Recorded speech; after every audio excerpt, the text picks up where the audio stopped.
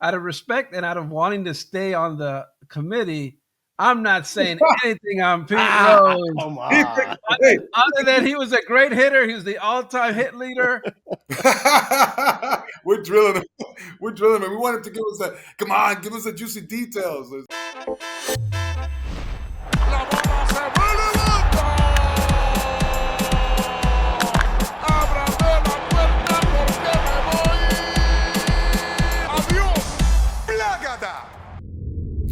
Welcome everybody to another episode of Plákata Nation. We're pumped to be here with you guys, and of course, I'm joined with these two gentlemen, Cus Rod, directly from the Bronx. Primo, dime algo. ¿Qué es lo que hay? Tú sabes, we here, live and direct, Plákata Nation podcast. Great to be back. And we have our very own baseball insider extraordinaire, Jesus Ortiz. What's going on, Jesus? What's going on over there in Houston? Talk to me. Man, just chilling, just getting this warm weather going. And as my Dominican brothers say, ¿qué lo que? ¿Qué lo que? We're ready. You know, ¿qué lo que? Let me tell you, guys, Northeastern University, my alma mater. Look, I went over there this season, right before the season started. And I talked at their pretty much kickoff luncheon. I'm going to make my teammate better. Why? Because I'm going to push him, right?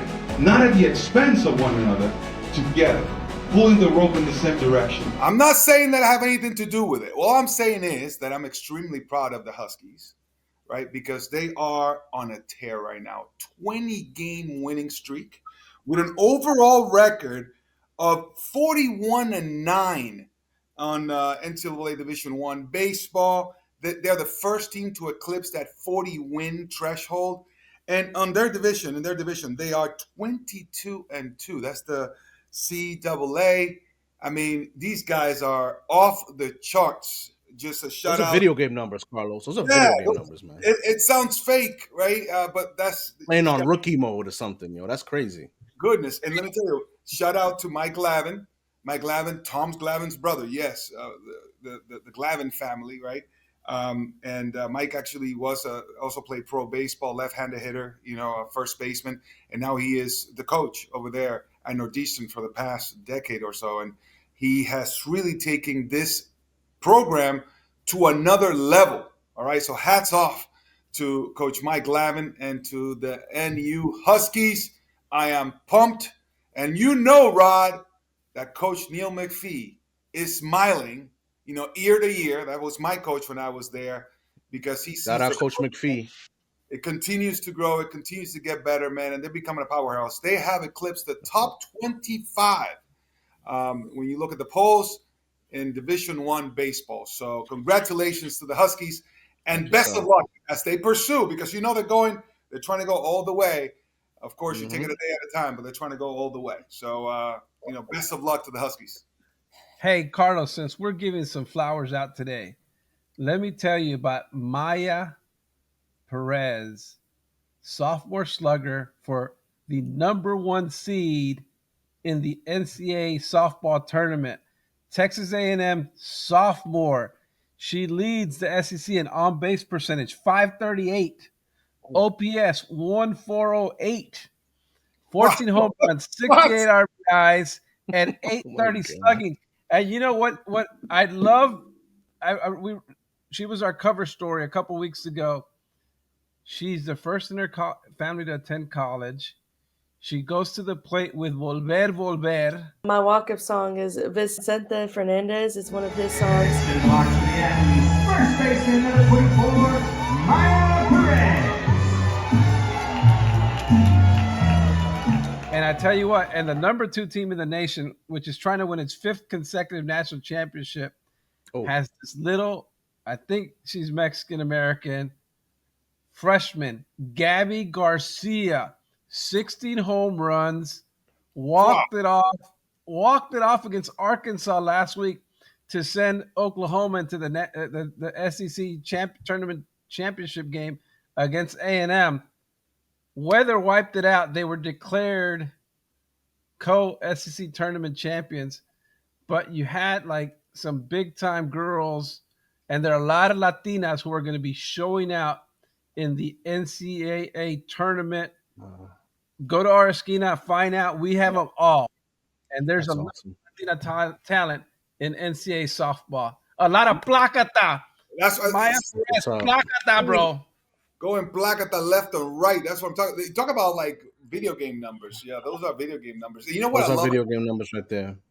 You know that you do, Jesus, in our schema. You know, we in here in Plakata, we try to highlight right those performances in the amateur ranks because those are the upcoming stars. You know, and these athletes, they really carry their banner and they wear their heritage with a lot of pride, and I really love that. So, congratulations and wishing them the best of luck as they move forward. Right, so pretty awesome to highlight these great performances. Okay, and these are examples to follow for everyone. Right, these young athletes, man, they are going after it, and it's contagious. Right, talk about everybody pulling the rope in the same direction. That's why we highlight these great performances by these Latin American stars, you know, that are not yet professional or Olympians, but that they could be very well on their way. So really cool stuff. Let me say one thing. Jose Rijos' niece Wow. is playing in the NCAA tournament. I'm forgetting her name right now, but just so many Dominicanas, Colombianas. The girl who leads the NCAA in RBIs, Kat Rodriguez, Colombiana Americana. Wow. See, Like our gente, bro, in softball, they're representing That's Mexicans, awesome. Colombianas, Puerto Ricanas, the Central Puerto Rican girl, freshman of the year in the ACC. Yeah, a lot of Plakata from our Latinas, man. Like we need to do a Plakata bombs reel on all the Latinas. Just yeah, and bomb. we're gonna do this, and this is we're gonna focus on college sports. We're gonna do an episode where we're gonna focus on these college sports. You know, these athletes that really just do not get enough. You know, of the limelight, of course, because they may be on the region or in the area, and people don't know about them. They're coming, guys. They're coming.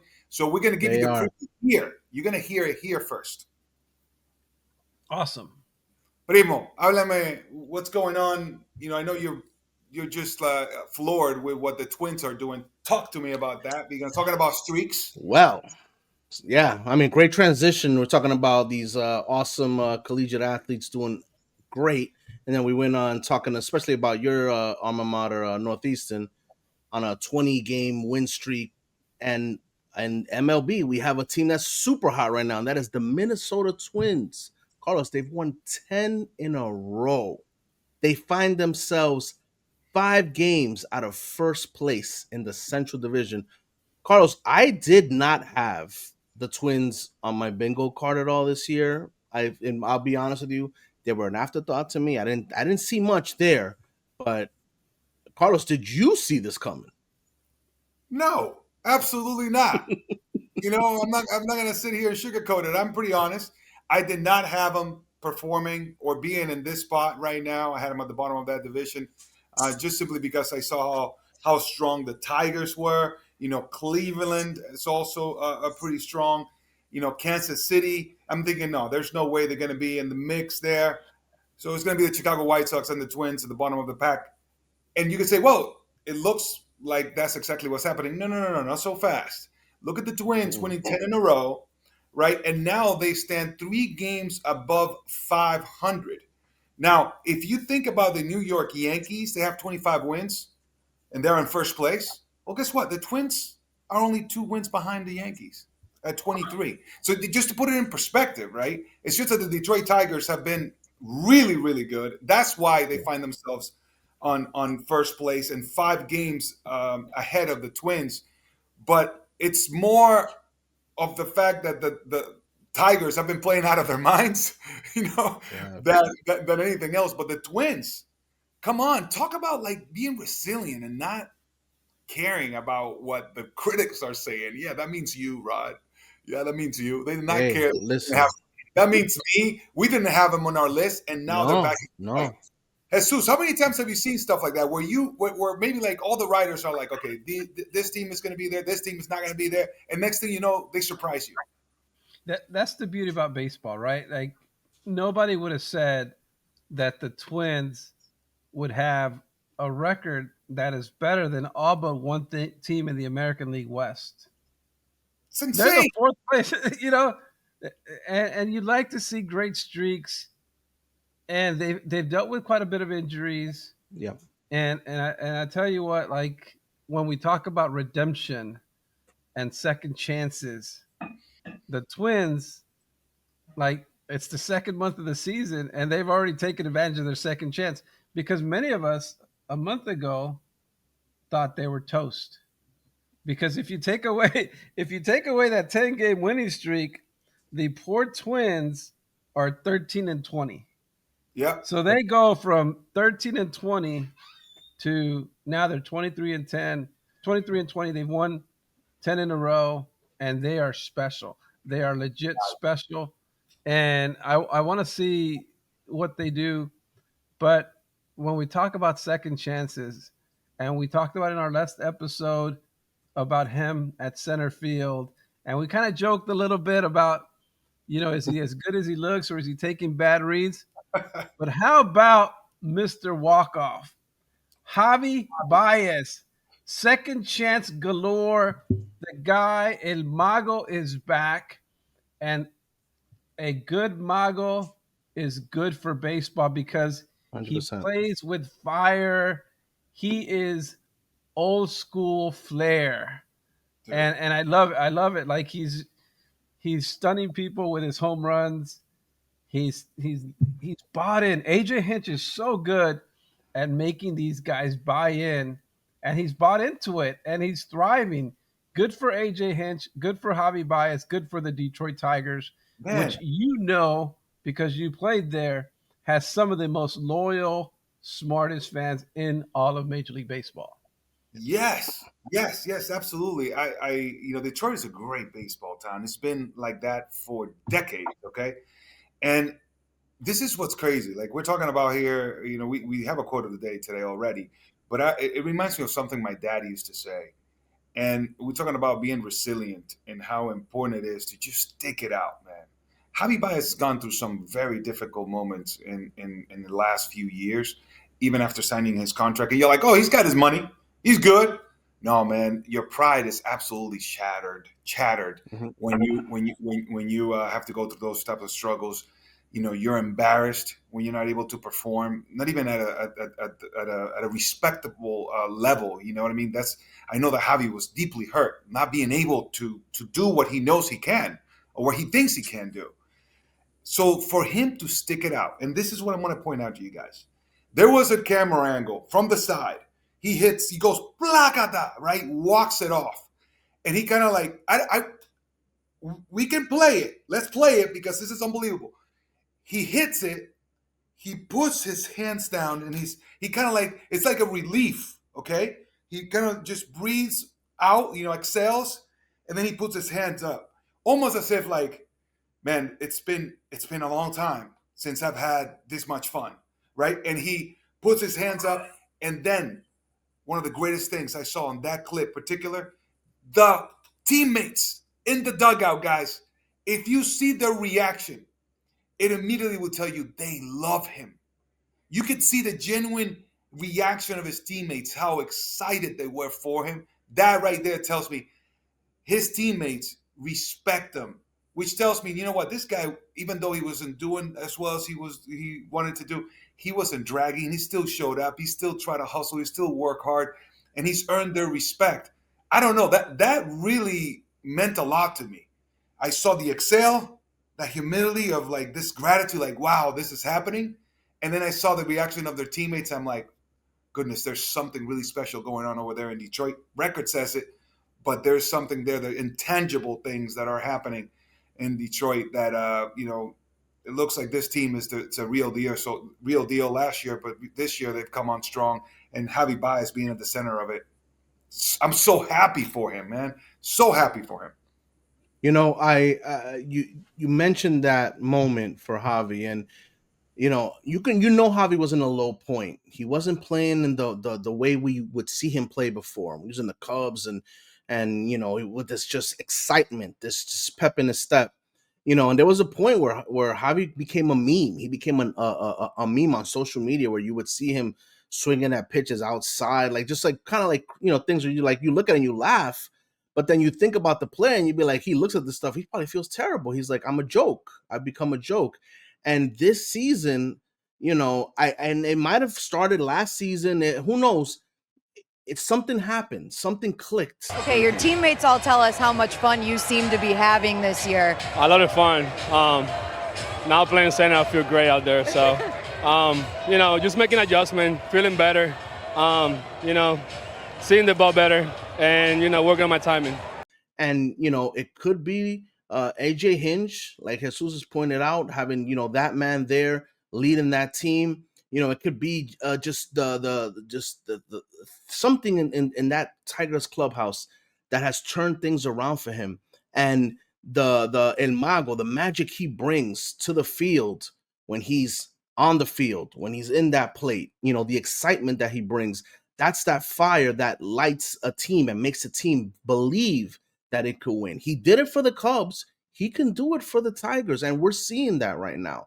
You know, they're the team that people, you know, they were a pick for a lot of people, but now people are like, okay, I don't feel as bad because this isn't fluky. This team seems to be a team that you could see representing the American League in the World Series. They are potentially that good. They have a great manager that has won a World Series in the past. They have players that have won World Series there. They have people that have playoff experience there. They have a Cy Young winner there who could potentially win the Cy Young again this year. There's a lot of good things happening in Detroit. A lot more than what people expected. And just circling back to that Central Division, you know, a lot of us weren't expecting a lot out of that Central Division. But look at that. We have 4 teams over 500.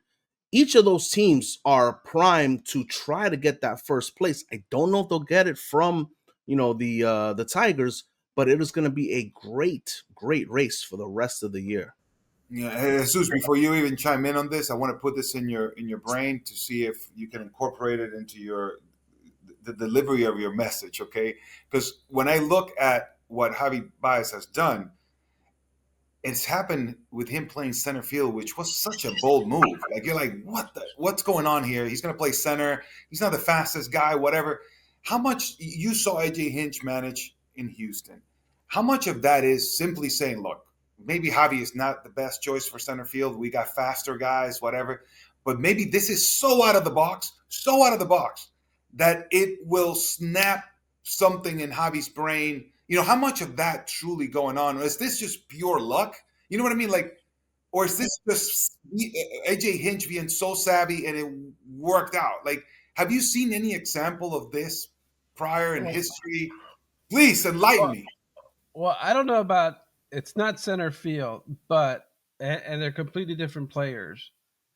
But I think mentally having somebody believe in you, whether it's Major League Baseball, whether it's journalism, whether it's your kids, people will rise to the expectations. Bobby Valentine was the best at doing that. Hey, Melvin Mora, I'm going to take this guy who's in, like, playing in career somewhere, and somehow, like, he's starting shortstop for me. Benny Akbayani. He got so much out of Benny Akbayani when people would have been like, what? If your manager believes in you, you tend to believe in yourself. And I think with AJ Hinch, put him in center field, and then, like, that's a sign, hey, I believe in you. And then he makes these great catches, and then he starts getting built up nationally. I didn't remember him as a meme, but suddenly on social media, everybody's praising you. El Mago is back, and you start believing it.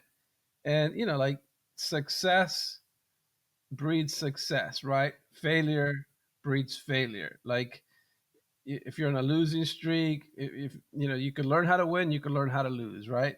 And I think with him, AJ Hinch and the crew around them have made him realize that they see him as a valuable part of the team. And I love it because he's one of my favorite guys in terms of charisma, in terms of, like, people may forget, but Francisco Lindor, Javy Baez, Carlos Correa, there was in 2016, there was a debate over which one of those three was the best. And that World Series, I covered that World Series, like Cleveland, Lindor with Cleveland, and Baez with Chicago, and the relationship, the age difference, the draft, like those guys were paired together. In Team Puerto Rico, who's going to play short? Because you have these three studs. And now I think it's clear, right? We would say that Francisco Lindor has like proven to be like I think injuries have kind of gotten in the way a little bit for Carlos Correa. But I think we have to remember that Javy Baez is a special player and has proven to be a special player. The discipline at the plate has been an issue, he would say, right? Like, and people, but if you don't chase as much and you continue to build on this, man, that the Detroit Tigers have the best record in baseball. Who would have thought that a month ago? Talk about that. Talk about that resilience, being resilient, right? And how important that is. My dad used to say, like I said, the quotes of the day: "Nunca es la noche tan oscura que cuando va a amanecer." Never the night is as dark as right before dawn, right? That's the way you translate it. And my dad used to say that all the time to us. Like whenever we were down on ourselves, he used to go, "Hey, mira, la noche nunca es tan oscura que cuando va a amanecer. So just come on, take the turn. Like wake up tomorrow and keep going, because it's gonna turn for you." Think about a Javy Baez, and just sticking it out, because there were times there, man, when wow, I thought maybe he was not gonna come back or whatever. You know what I mean? Like it hurts us so much when we fail that it's almost unbearable how much your heart can break, when you have pride in what you do. Moving forward, as we go on and talk about second chances, about being resilient, something just unprecedented has happened in Major League Baseball. Pete Rose has been taken off the, lifetime ban, has been lifted. And obviously there's so many different opinions on this, Jesus. I mean, we hear it from left and right. Like we know this man is the hit king. Okay, we understand the numbers. The numbers are absolutely ridiculous. Over 4,000 hits. I cannot even wrap my head around that. Okay, it's insane to me, to think that you could get that many hits, to play for that long and play so many games. He holds a record for games played as well. And he's not on the Hall of Fame because he bet on baseball. To bet on baseball is definitely forbidden. I want to hear all about it, because you have the inside story, the inside scoop, Jesus. I mean, this is great news in a way. It's super sad as well, because he's passed away already. Oh my God, I don't even know where to start, where to begin, Rod. Like I'm confused here. Commissioner Manfred, he made the decision that the people who are on the ineligible list, well, once you're dead, there's no need to have you on that list because you're already dead. You can't get a job. Like the ineligible list is so that nobody can hire you in baseball. Well, once you're dead, nobody's going to hire you anyways. So that's the. And then he tossed it over to he made it clear that he's not making a decision on the Hall of Fame, because that's not, a lot of people don't realize that Major League Baseball doesn't run the Hall of Fame. The National Baseball Hall of Fame and Museum in Cooperstown, New York, is a nonprofit separate from Major League Baseball. Not a lot of people realize that, but that is the truth. Yeah, set the record straight right there, Jesus. Yeah, so that they are not together. Miss Jane Forbes Clark, distinguished lady, she is the chairwoman, and her grandfather was the one who founded the Hall of Fame. and it's important for fans to really realize that like the Major League Baseball doesn't tell the Hall what to do, and vice versa. So now the decision then fell to the Hall of Fame. Like, what do you do?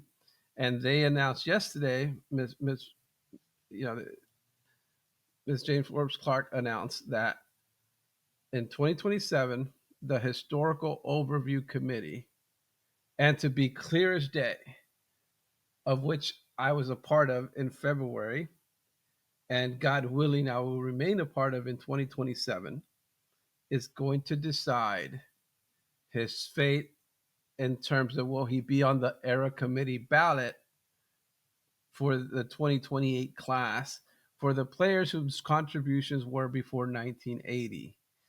So there, he's going to fit in that. He's going to be discussed, and to explain, we keep everything secret in that, and then also the 60-member ERA Committee ballot. I served on the one that elected Jim Leyland, so I know a little bit about that process, having been in the room. We make a vow that we're not going to talk about what is said in the room, but I could tell you a little bit about the process. Right, the process: you go, for the Historical Overview Committee. We arrive on a Sunday. We have a nice dinner, get together. Monday we get to work. We get to work, and we deliberate, and we go over many players to figure out, like, player X, does he belong? Because the ballot it's a eight. I think it's an 8-person ballot, if I remember correctly. So you try to decide, like, from a big group of players who deserve to be in or probably have never been on the ballot, and that's what we do. And sometimes it's easy. I think sometimes it's difficult. We get 3 days for a reason, right? Like, I showed up Sunday, I flew out Wednesday. So we were there. We were worked in the Hall of Fame, and I think what I would hope people would know is that the people who volunteer their time for this committee love baseball. To me, it is a huge honor to be on that committee. To me, it was a huge honor to have been on the committee that elected Leyland, to the point where we're about to leave, and I said, "Hey guys, I may never be in a room with so much baseball excellence. Can we take a group picture?" And we took a picture, and here's this Mexican American kid from the hood with Jeff Bagwell, Tom Glavine, Commissioner Seelig, former Commissioner Seelig, Bill DeWitt Jr., the owner of the Cardinals, Phil Marriage from the American League, Jack O'Connell from the BBWAA, Jim Tomei, Chipper Jones. These are legends. I may never be in a room with these people. So I'm like, and you know what? They humored me. And I don't know. I'm pretty sure I was in the middle of the picture. I can't remember. I don't know. You know what? It kind of sounds like a secret society, Rod. Primo, like, do you guys wear like rings and masks and robes and stuff? And you got like secret degrees? handshakes and stuff, handshakes and stuff. Oh. No, but I tell you what, like, I'm sitting there, and before the committee, I was texting Jeff Bagwell, who I respect, one of my favorite people I've ever covered. I'm like, Jeff, I'm so nervous. I'm not gonna say anything. If I say anything, punch me in the face. And then he text messaged me like, all right, like, we're so nervous because we're deliberating and discussing these candidates, and you got Joe Torre, Man, the legend, in the room. I'm just gonna shut my mouth. What am I gonna say that Joe Torre doesn't need to hear? You know what I mean? You know what's crazy? I'm so happy. I'm so proud, if you allow me to say that you're part of the committee. Like, it's so, like, I love the fact that you also recognize how much of an honor it is. I mean, you are here deciding the fate, in a sense, of baseball immortality, right? Like, you're going to be a baseball immortal or or maybe not, right? And you get to have a say on that. How much we love baseball and how much we respect it, to the point of our the love for the game. It's almost religious, right? It's dogmatic, it's that extreme. And for you to respect it like that, rightfully so. But it's music to my ears. That's beautiful. I'm glad you recognize the privilege and the honor that it is that you get to have a vote on that, and we appreciate you giving us the insight too, like what goes on, in those committees. I mean, it's what's really cool is that this is not trivial. You guys like strain to vote correctly. Like you strain, you care. We've done this before where we've asked you about the ballot this year and all that. Here's another situation, but man, I love the fact that you respect this so much. You know what I mean? Like that is so cool, man. Like this is not trivial. You don't take it lightly. And I think it's great for people to know that this is not just a trivial vote. I'm sure Jesus probably doesn't sleep that night, trying to figure things out. But I think overall, these voters, these writers, they care. They care. They know they have a huge responsibility on their hands. Yeah, I've said this before. Ever since I got my first, and I voted for 19. I think it's 19 already, because at one point I was like literally the youngest Hall of Fame voter in America baseball. So I was pretty cool with that. I'm still calling you that. But Yeah. when I got my first one, it was like Tony Gwynn and Cal Ripken's on the ballot. Tony Gwynn from Long Beach Poly High School, where I had a lot of friends, where Snoop Dogg, where Jenny Rivera went to school, and one of my childhood heroes who I eventually covered. It's like, man. And then the Iron Man, like those are. Oh yeah. But I always invite readers to deliberate the ballot, give me their thoughts. I tell them how I'm going to vote, but I listen to them because I know that there are a lot of baseball fans who follow this and care about this just as much as the writers do. And I've defended, Ken Rosenthal once invited me on MLB Network because people were mad at the voters. And I told Ken, I said, Ken, no beat writer who covered 10 years did it without loving baseball, because it's a difficult job. And to be a baseball writer, you have to love baseball or else it's a horrible job. And to me, it was never a job because I love baseball. I love going to the ballpark. I love, like the other day, man, it meant so much to me. Jose Altuve goes, Jesus, how's your daughter enjoying Yale? Wow. Like, great. That's how Altuve for you.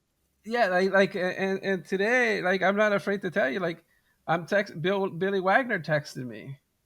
He's like, hey, what do you think of this? And I'm like, the first left-handed reliever to be elected to the Hall of Fame is asking I never played baseball. I'm a soccer guy. God bless Larry Rothschild and Rick Williams, the Tampa Bay Devil Rays first manager and first pitching coach, who taught me baseball. And where I was like a naive rookie beat writer. And I'm like, Rick, can you explain to me the difference between a curveball and a slider? And, and then Larry, I'm like, Larry, this is what I think I saw. Am I right? He's like, yeah, you're right.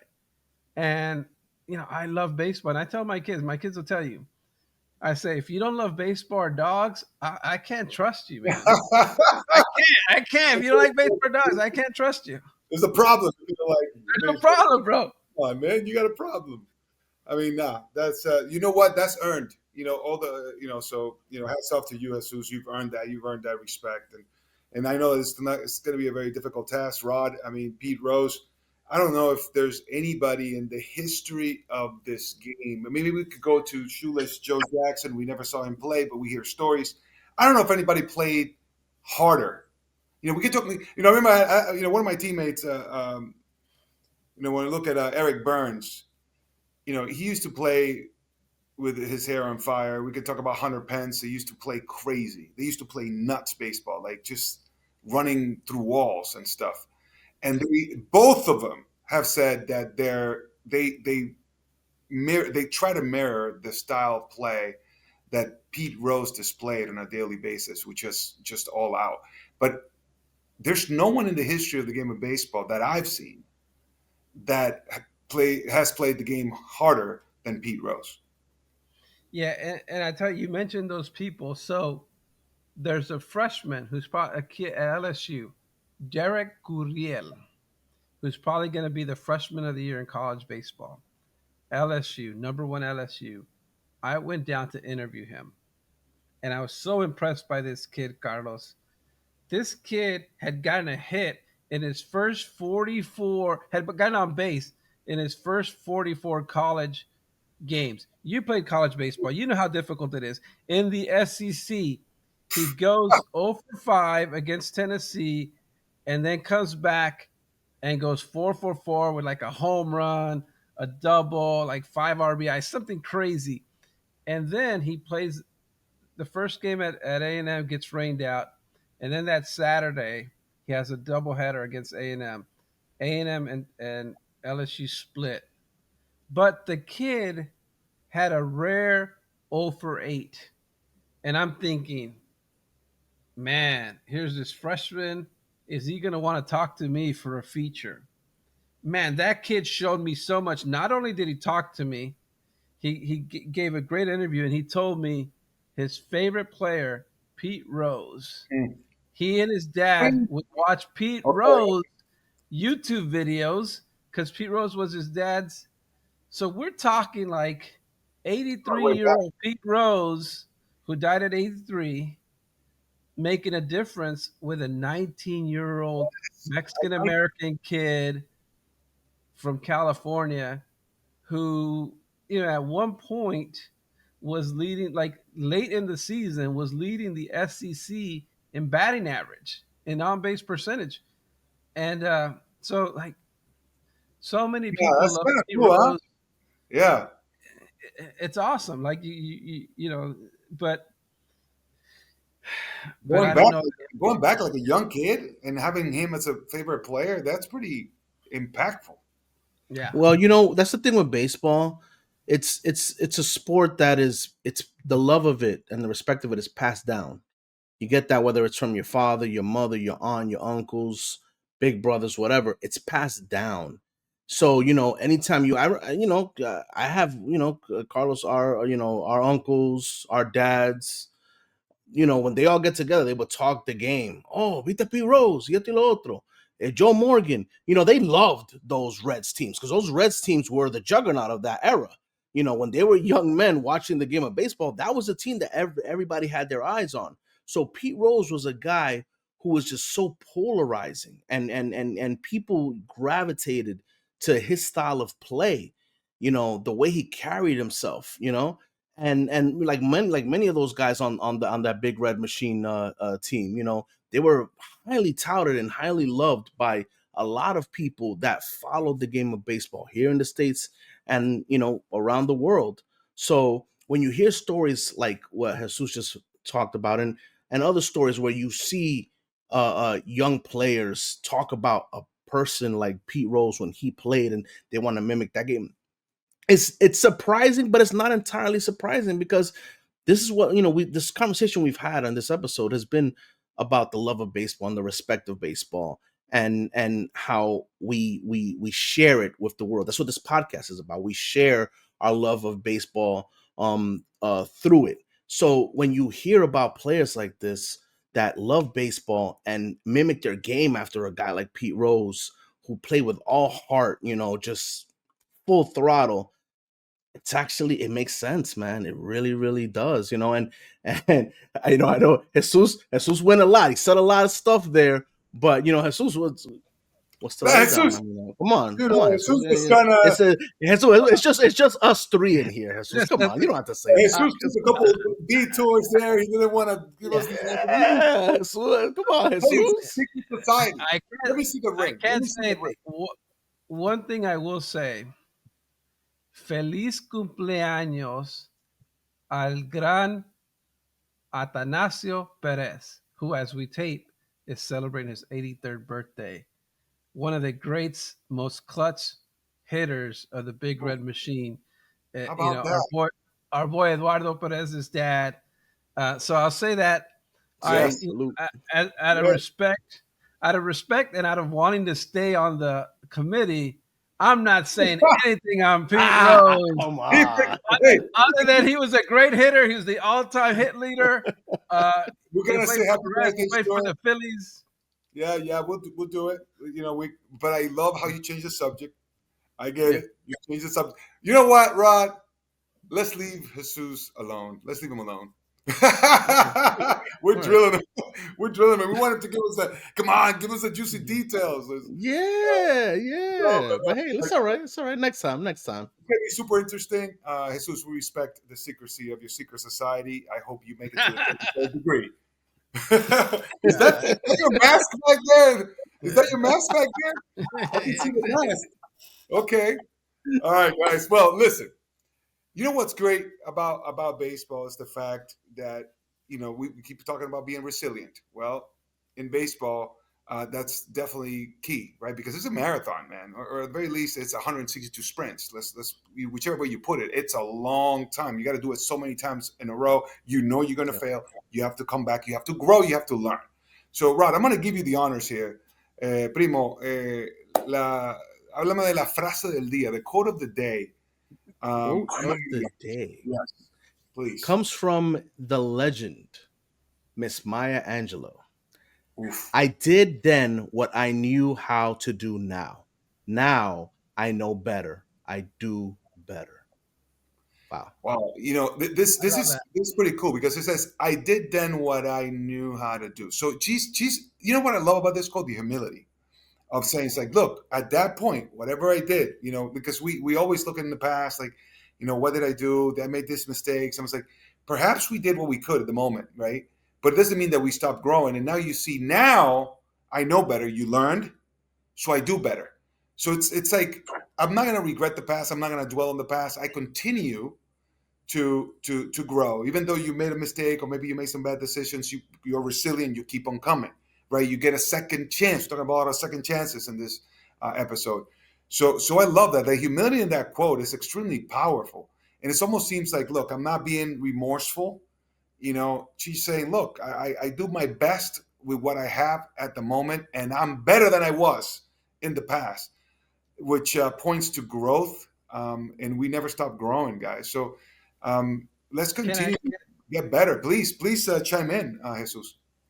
I have to say this for my Dominican brothers, and as a proud Catholic and a proud baseball fan, a guy who was the lead writer on the Astros for the Houston Chronicle during the 2005 World Series.